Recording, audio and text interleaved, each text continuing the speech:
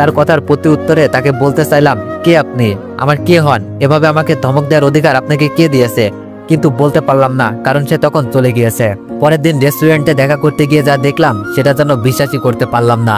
এই ছেলেই কি তাহলে চিন্তার বয়ফ্রেন্ড? আমি তো এই ছেলেটাকে চিনি, হাই স্কুল জীবনে 5-5টা বছর একসাথে পড়েছি। আজ প্রায় 7 বছর পরে তাকে দেখলাম। তবে এতদিন পরে দেখলেও চিনতে কোনো কষ্ট হয়নি। সে কি আমার অতীতের বদনামগুলোর কথা জানে? তাহলে কি আবার আমি এই দুইজন মানুষের কাছে খারাপ মানুষ হিসাবে নতুন করে পরিচিত হব, নাকি এতদিন পর আমাকে আমার বন্ধুটা চিনতেই পারবে না? হাসান আমাকে দেখে চিনতে পারলো, তবে খুব একটা অবাক হলো না আমাকে দেখে। হাই স্কুলের সেই বন্ধুত্বটা যে অনেক আগেই সে ভুলে গিয়েছে সেটা আর বোঝার বাকি রইল না। এসএসসি পাশ করে হাসান রাজশাহী চলে গিয়েছিল। তারপর থেকে তার সাথে কোনো যোগাযোগ হয়নি। এতদিন পর যখন তার সাথে দেখা, তখন ভেবেছিলাম সে আমাকে জড়িয়ে ধরার জন্য দৌড়ে আসবে, আমিও দৌড়ে গিয়ে তার বুকে টেনে নিব, কিন্তু এমনটা হলো না। হাসানের কথাবার্তার মধ্যেও কেমন জানি একটা ভাব চলে এসেছে। মানুষ যখন ভালো চাকরি করে, একটু টাকা পয়সা হয়, তখন তার ব্যক্তিত্বটাও কি চেঞ্জ হয়ে যায় না? হাসানকে দেখে এরকমই মনে হচ্ছে। হাসান আমার সম্পর্কে কিছুই জানে না, আমার বদনামের কথা হয়তো জানে না। চিন্তার কাছ থেকে অন্তত এই মিথ্যা বদনামের লজ্জাটা পেতে হবে না আমাকে, এটা ভেবেই ভালো লাগছে। তবে হাসান অনেকটা বদলে গিয়েছে, তার কথার মধ্যে কেমন যেন অহংকার বোধ কাজ করছে, এমনটা আগে করতো না। চিন্তা আমাকে হাসানের সাথে পরিচয় করিয়ে দিল। হাসান যখন জানতে পারলো আমরা দুইজন একই ছাদের নিচে বসবাস করেছি, তবুও সে তেমন কোনো রিয়াক্ট করলো না। অথচ আমি ভেবেছিলাম সে নেগেটিভ কিছু ভাববে, চিন্তার সাথে তার ঝগড়া হবে, চিন্তাকে সে সন্দেহ করবে, চিন্তাও রাগ করে তার সাথে ব্রেকআপ করবে। এমন ভাবাটা যে কত বোকামি সেটা বুঝতে পারলাম আমি। চিন্তা আমাদের দুজনকে পরিচয় করিয়ে দেওয়ার এক সময় আমি নিজে থেকেই বললাম, আমি আপনার বয়ফ্রেন্ডকে অনেক আগে থেকেই চিনি। যদিও অনেকটা বছর আমাদের দুজনের কোনো কথা হয়নি, যোগাযোগ হয়নি, তবে আমরা 5টা বছর একসাথে পড়েছি। আমার কথার সাথে হাসান সম্মতি দিল। সিনথিয়া আমাদের এতদিন পর দেখা হওয়াতে অনেকটা খুশি হলো, কারণ হয়তো ওই একটাই, আমার সাথে যোগাযোগটা থেকেই যাবে। কিন্তু আমি তো তার সাথে কোনোদিন যোগাযোগ রাখবো না।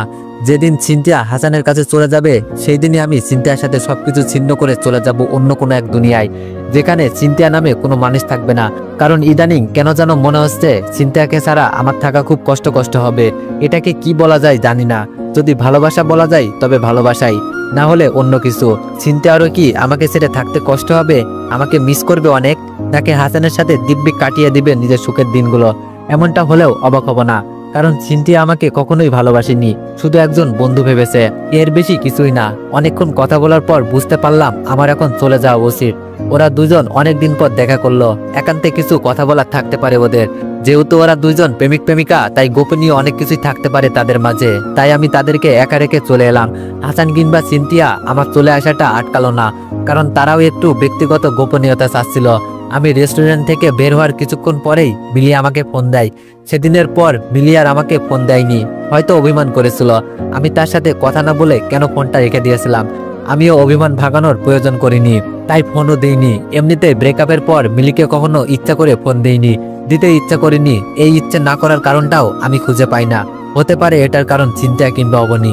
ফোন রিসিভ করার সাথে সাথেই মিলি বলল, তুমি কোথায় এখন? তোমার সাথে দেখা করতে চাই ইমার্জেন্সি। আমি তখন বললাম, অনেক দূরে আছি, দেখা করতে পারবো না। কেন দেখা করতে চাও তুমি? দেখা করার তো কোনো কারণ দেখি না আমি। তখন মিলি বলল, ঢাকাতেই তো আসো, এমন তো না যে ঢাকার বাইরে আসো, দেখা করার কারণ লাগবে কেন? এতদিন পর দেখা করতে চাইলাম আর তুমি কিনা আমাকে ইগনোর করছো, এই ছিল তোমার ভালোবাসা? আমি কি তোমার এতটাই পর হয়ে গিয়েছি যে একটাবার দেখা করতে পারবে না আমার সাথে? এতটাই দূরে ঠেলে দিয়েছো আমাকে। আমার খুব রাগ হলো, এমনিতেই মন মেজাজ ভালো না। তারপর মিলির এমন তেতো কথা। আমি মিলিকে ধমক দিয়ে বললাম, ভালোবাসা জিনিসটার মানে তুমি আমার থেকে বেশি বোঝো। আমি কাউকে ভালোবাসতে পারি না, যদি পারতাম তাহলে ভালোবাসার মানুষগুলো আমাকে ছেড়ে যেত না। তুমি একটা কথা বলতে পারবা, তোমার সাথে যখন রিলেশনে ছিলাম তখন তোমার কি কখনো 1 সেকেন্ডের জন্য মনে হয়েছে আমি তোমাকে ভালোবাসি না? তখন মিলি বলল, না মনে হয়নি, তবে এখন তুমি আমাকে ইগনোর করো, আমার সাথে কথা বলতে চাও না, আমার ফোন ধরো না। তখন আমি বললাম, আমি এখন তোমাকে ভালোবাসি না, তাই এমন করি, আর আমি এখন বিবাহিত, আমার বউ আছে। তখন মিলি হেসে দিয়ে বলল, মিথ্যা বলাও শিখে গিয়েছো দেখি, যেখানে তোমার থাকা খাওয়ার কোনো জায়গায় নেই সেখানে তুমি নাকি বিয়ে করছো, হাস্যকর। তখন আমি গলার স্বর নিচু করে বললাম, তাহলে তো জানোই আমার অবস্থা খুব শোচনীয়, আমার থাকা খাওয়ার মতো জায়গা নেই, আমার জীবনে কেন আসতে চাইছো? অন্য কাউকে বেছে নিলেই তো পারো। তখন মিলি বলল, কারণ তোমাকে ভুলতে পারছি না তাই।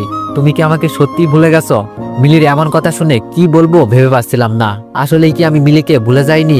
সবসময় তো ওই একজন মানুষকেই আমার মনে হয়। আমি জানি সে আমার না, অন্য কাউকে ভালোবাসে, তবুও কেন তার জন্য আমার ভিতরটা হাহাকার করে।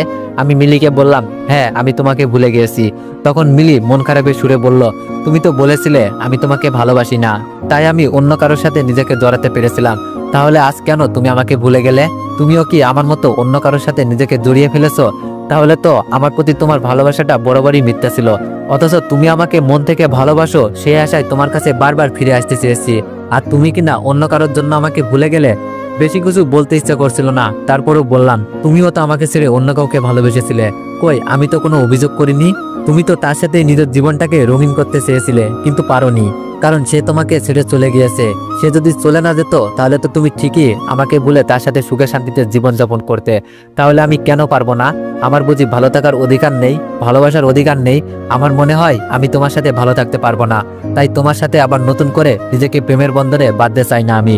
মিলির সাথে কথা বলার সময় হঠাৎ করেই মাথায় প্রচন্ড ব্যথা অনুভব করলাম। এর আগে কখনো এমন হয়নি আমার। আমি মাথা ব্যথা নিয়েই বাসায় চলে গেলাম, ওষুধ খেলাম, সারাদিন শুয়ে থাকলাম, তারপরেও মাথা ব্যথা কমলো না। শুয়ে থাকতে থাকতে কখন যে ঘুমিয়ে গিয়েছি বুঝতেই পারিনি। ঘুম ভাঙলো বিকেল 5টায়, তখনও সিনথিয়া বাসায় ফিরিনি। তাহলে কি সে চিরদিনের জন্যই চলে গেল? আমাকে তো বলে যাওয়ার কথা, তার সব জিনিসপত্র এখানেই আছে, এইসব না নিয়ে তো সে যাওয়ার কথা না। সেই সকাল 10টায় আমি তাকে হাসানের কাছে রেখে এলাম, এখনো তো হাসানের সাথেই আছে। কি করছে তারা সারাটা দিন ধরে আমার খুব জানতে ইচ্ছে করলো, কিন্তু চাইলেই তো আর সব জানা সম্ভব না, এটাও আমার পক্ষে জানা সম্ভব না। কি আর করবে, ভালোবাসার বিনিময় করছে, এর বেশি কিছু না। আর করবেই তো, তারা প্রেমিক প্রেমিকা, এটুকু করতেই পারে। কিন্তু তাদেরকে নিয়ে এমনটা ভাবতে আমার খারাপ লাগছে কেন সেটাই বুঝলাম না। অনেক কিছু করেও যখন মাথা ব্যথাটা ক্রমেই কমছিল না, তখন ভাবলাম একবার ডাক্তারের কাছে যাওয়াটা উচিত। শুনেছি মানুষের যখন ব্রেন টিউমার হয় তখন মাথায় অনেক পেন হয়, কিন্তু আমার তো এর আগে এত পেন হয়নি কখনো। তবুও কেন জানি ভয় হতে লাগলো, আমার তো আবার এরকম কিছু হলো না। ব্রেন টিউমার হলে নাকি অপারেশনে বাঁচার সম্ভাবনা মাত্র 5%।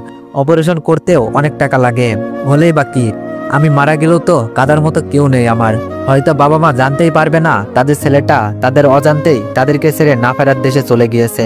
আমার এক বন্ধু ঢাকা মেডিকেলে চান্স পেয়েছিল, ওর নাম রাশেদ, খুব ভালো স্টুডেন্ট। ধুর, কি বলি আমি, ভালো না হলে কি আর ঢাকা মেডিকেলে চান্স পাই? মাথা ব্যথার সাথে সাথে কথাগুলো কেমন যেন হয়ে যাচ্ছে। রাশেদের পড়াশোনা শেষ হয়েছে, এখন ঢাকাতেই রোগী দেখে। ওর কাছে গেলে কেমন হয়, টাকাও খরচ হবে না, আমার মাথা ব্যথার কারণটাও জানতে পারবো।